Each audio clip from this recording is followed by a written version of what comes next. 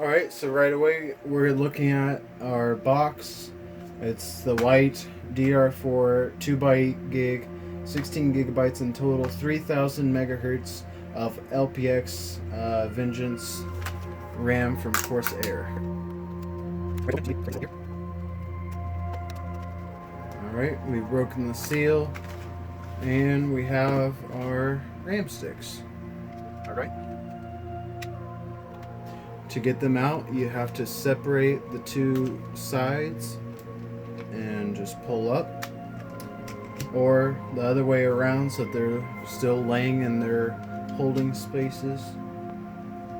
And here's our stick. Feels pretty nice, looks pretty nice.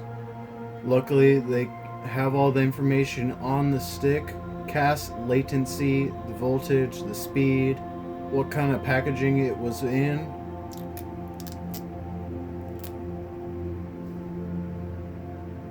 Nice looking.